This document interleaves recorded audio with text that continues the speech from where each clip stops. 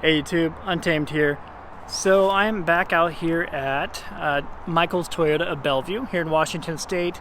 And actually, a gentleman on Instagram, he reached out to me and said, hey, we just got done building up this Sequoia TRD Pro. You should come check it out. So he kind of gave me a tip to it. Like I said, he was a part of the team that actually put these parts on it for the dealership. And I figured I'd take him up on that offer. So obviously we got a lift kit on it. It is the Westcott lift. It has some black Rhino wheels. We'll of course show you the details here in a second. I think window tint, they did that if I recall, and a couple other fun things. So definitely looks pretty good. It is huge, absolutely huge. And unlike Magic Toyota, and this is my little plug for these guys, they don't technically have a markup on it, so good for them. As you guys know, I mean, you can get a Sequoia TRD Pro. Uh-oh, we got a peanut sighting here. Okay, no peanut feature today, guys. Alrighty, we do have Mrs. Untamed here for supervision, just so you know. But they don't do a markup, and you can get one of these, typically anywhere from MSRP is 66 to 65, sometimes 67 if it's fully spec'd with the TRD exhaust and everything. But you can expect to pay 61,000 for them. You can bring them down six grand pretty easily, even on the Luna Rock here in Army Green previously. So not like the 4Runner and Tundra by any means, and Tacoma. Tacoma's the second easiest to get discounts on, in my opinion. So enough of me blabbing. Let's start actually looking at it. Although they don't have a markup on it, they do. You do want to be featured? Today I went to school. You went to school? What'd you do at school? I played kitty cats with my friend Ellie and Quinn, and they were the doctor. Awesome. All right, well there you have it, YouTube. You got more than what you bargained for in this video. So unlike the other dealerships doing markups, they did do, they put all these additional parts on it, and because of that, I mean, it brings up the price tag, and they use the standard MSRP as their starting point, 65,000, of course, 800. Again, the starting point should be around 60,000 for this. So kind of have that in the back of your mind if you're shopping around.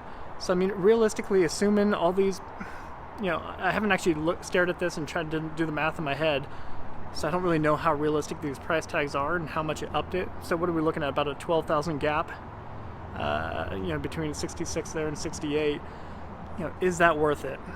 Westcott design lift, the 18-inch black Rhino wheels, the TRD exhaust that already kind of comes with it to some degree. With that MSRP, that does not include the TRD exhaust typically, so they must have put it on, and that's $1,200 roughly.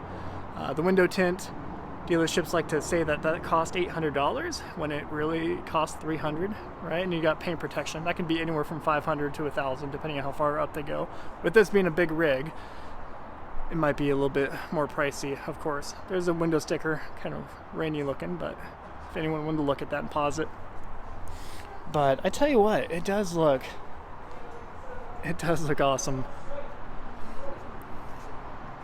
Whenever I come to dealerships, I'm used to getting sharked by 2 or more salesmen right when you get here. But they actually don't seem too bad here. I talked to them, they seem pretty nice and seem like cool gentlemen so far. So I will give them the nod on that. Not pushy or anything. And of course I ask them if I could do a video, and they're like, yeah, go rock and roll. So it does have the Nitto Ridge grapplers on it. What are they? 295, 70, 18. So these are the same exact ones that I had on my Army Green Tundra TRD Pro, if you remember. Tell me what you guys think of these wheels. I'll give you a better look at them. I kind of like it. A little bit better than those red ones, if you remember, on the Luna Rock Tundra TRD Pro that this dealership had. So they put those bright Christmas tree red ones on, and they did not look as good. I don't know. I mean, I don't like the front end, and I think I made that clear. It's just so old looking, but at the same time, there's very few options out there that are as equally reliable and that can actually comfortably sit, family of 5, family of 6 plus, comfortably without being crammed in the back seat, third row. There's so much space, and we'll go ahead and hop in here too. Let's see if I can look. You guys all know the Rigid Industry fog lights, so I'm not gonna be able to see it too well. So the Westcott lift is like it's like a spacer that gets attached to the Fox TRD tuned suspension. So this is the stock suspension that comes on it, but that Westcott lift brings it up to, I think, 1.5 inches, or 1.5 inches, 2 inches, collectively, with spacers that actually are implemented within the stock setup. You guys know it does come factory with these kind of Raptor, kind of like Go Rhino running boards. TRD stamp in it. Looks good. And you guys know I am a sucker for Lunar Rock. I think it does look great. The most simplistic, sad interior that you will ever see. You know? And I remember hate's a strong word. I remember really disliking the FJ Cruiser when I looked at the interior for the first, few years really that they were out. And I remember thinking they were so bad. But now I absolutely love it. I mean, it's simplicity at its core. And this really isn't too far off. You have I'm gonna go ahead and hop in. I'll show you. Okay, well, you can fit quite a bit in there. Now you got this little bit of the Party Trick center laptop holder. The whole thing comes off. Goes down about 4 inches or so.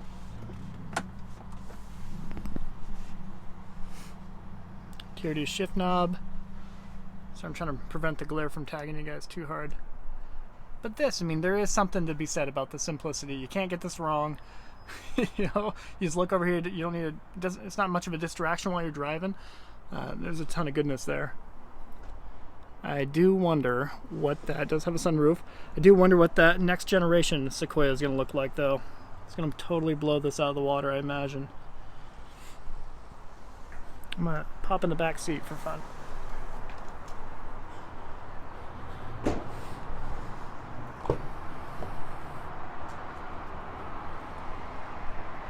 So it is quite cavernous back here.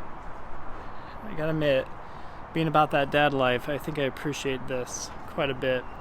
And really, I like the fact that it has the opening in the middle here where you can truly walk through it. And having little ones, having toddlers, there's a lot of benefit of this, I think, and being able to walk through and actually go sit in the third row back here.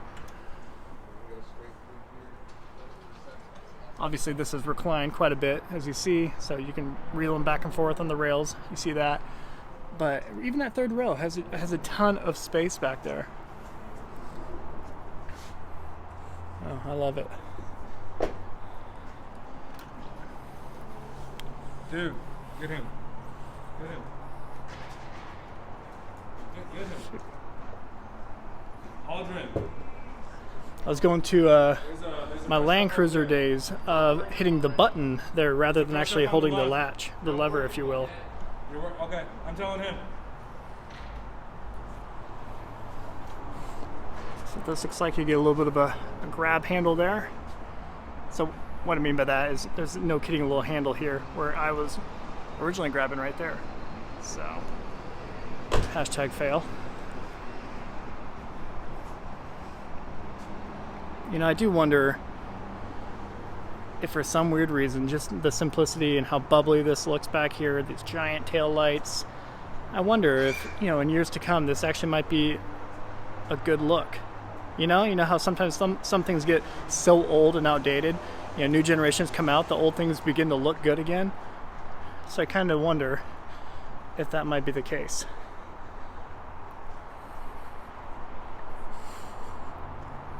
Let's see how far up this paint protection film goes, if we can see it. I'm actually not seeing it. Might just be, so they for sure did it within the handles, like right here. You can for sure see that. On the, looks like they did the door trim, or door edges, so you don't mess those up.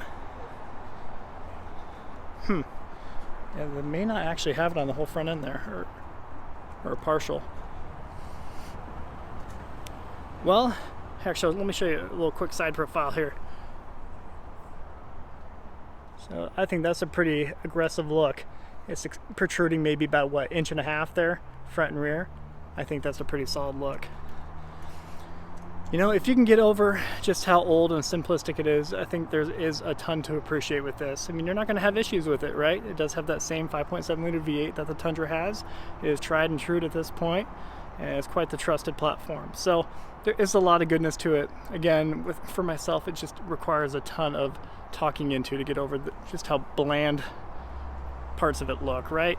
But everyone who's owned one, I very seldom actually hear people complain about it. You know, from true ownership perspectives, people tend to love them, and for good reason, of course. One complaint that I have seen at least kind of pop up a few times is, you know, while you're on the freeway, it has a little bit of the steering feel. It's a little bit, it's not as stable, I should say, as the Land Cruiser is. You know, when you're on freeway speeds and you're cruising, you know, holding it steady on the freeway is a little bit, I don't know, it doesn't feel as planted, is I think the collective feedback that I'm getting. For any Sequoia owners out there, you know, feel free to chime in the comment section. Let me know what you think of yours and tell us why you love it. Anyways, I'll wrap up the video there, guys. Appreciate you watching. Till next time.